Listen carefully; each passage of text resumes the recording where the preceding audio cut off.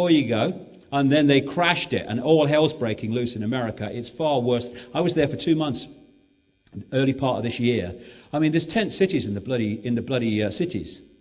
You know, it's like, you don't see it on the news very much, but there's tent cities. There's people who a few months ago, had what they call in America middle-class jobs. They were selling cars and doing all this stuff. Now they're living in tents.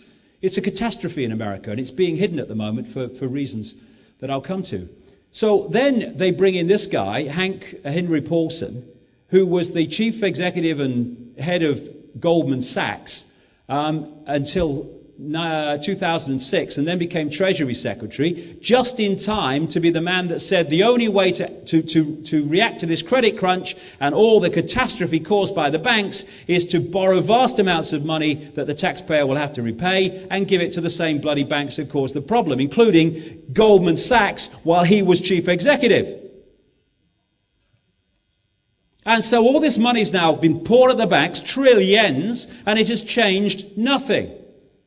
They're hiding the fact that it's changed nothing for now, but not for much longer. So then we had this difference. Here we have Bush justifying this throwing money at banks. I won't read it all because I want to get through, because time is short with all I want to get through. But one of the things he said to people on a television broadcast, if you own a business or a farm, you will find it harder and more expensive to get credit. More businesses would close their doors and millions of Americans could lose their jobs if we don't give trillions of dollars, billions in his case, it became trillions, to the very banks that have caused the problem. And then we had a change of presidency and everything changed. And Mr. Fake said, economists from across the spectrum have warned that if we don't act immediately, millions more jobs will be lost and the national unemployment rates will approach double digits. More people will lose their homes and their health care, and our nation will sink into a crisis that at some point we may be unable to reverse. Reptilian brain, oh, do it. Except that large numbers of Americans are not happy with them doing it because times are changing and people are getting wise to a lot of this stuff. Again, be afraid, be very afraid, because we've now invented the monster. It's called the credit crunch, and fearing your financial future. And so what does Obama do? He then brings in to solve the problem the very people who caused the problem. There's a cartel of private banks, like I said, which constitute the Federal Reserve, which is officially the Central Bank of America, but it's a private banks. The most important one and influential one is the Federal Reserve Bank of New York. Decisions that they made fundamentally brought about this credit crunch that we're looking at. The head of the New York Federal Reserve Bank was Tim Geithner. What happened to him after the catastrophe he caused? Obama made him Treasury Secretary to decide how to react to the problem. He also brought in Larry Summers, who is the banker's boy, a man who in 1991 signed a memo when he was chief economist for the World Bank, advising the World Bank to dump its toxic materials in third world poor countries because the cost of compensation for the death and injury that would follow would be less than in a Western country. Obama made him one of his key economic people, and Paul Volcker, head of the Federal Reserve for a long time before Alan Greenspan. Here we go. Two for the money. Bankers' boys who helped to cause the problem are now solving the problem. And interestingly, a few days ago in Greece, there was the 2009 meeting of the Bilderberg Group, in secret, of course. And there, because there's people now that let certain real journalists have membership lists, or attendee lists. In Greece, at this secret Bilderberg meeting, was Tim Geithner, Treasury Secretary of America, Larry Summers, another major in the three of the economic team of Obama, Paul Volcker, the other one in Obama's economic team, and Robert Zoellick, head of the World Bank. Every single one of these people are Zionists. Just a coincidence? Nothing to worry about. Why wasn't this in the paper? It should be a major story. What is America's whole economic team and the head of the World Bank doing at this Bilderberg meeting? What's being discussed? What's happening? Nothing. Now, this is the game, pulling all this together. This economic situation is designed to go in three stages. One has happened, one is happening, the other one's yet to happen. Stage one, you collapse the economy and you cause a crisis. Stage two, you put people in who've manipulated the crisis into the positions of power in government, and they decide to hurl enormous amounts of money, trillions, at the banks who caused the crisis.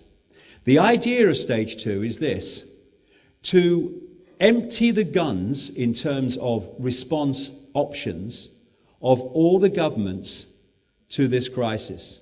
And once those guns are emptied, i.e. they can't borrow any more money to react to this crisis, and by the way, that's why this money is doing nothing. It was never designed to. They're going to go to stage three, which is to collapse the world economy even further when governments can't respond.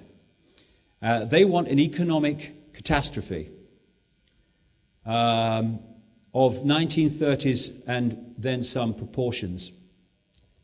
And it's designed to do many things, but this is one thing it is designed to do. It is to justify the creation of the world central bank by saying, and indeed the world currency will come eventually in part of this, the only way of sorting out this global economic catastrophe is to have a new global structure based on a world central bank, i.e. the complete centralization of global finance.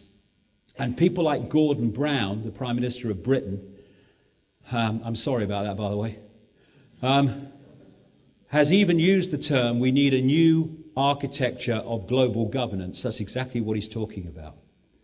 And they're using America to destroy America. They want to destroy America financially. My God, they're well on the way. They want to destroy it militarily. They're well on the way. Why?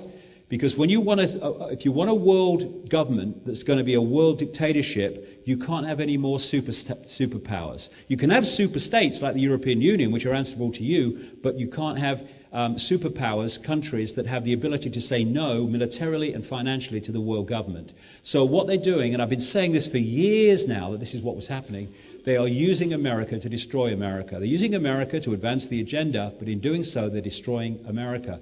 And they want to absorb America into a North American Union, their version of the European Union.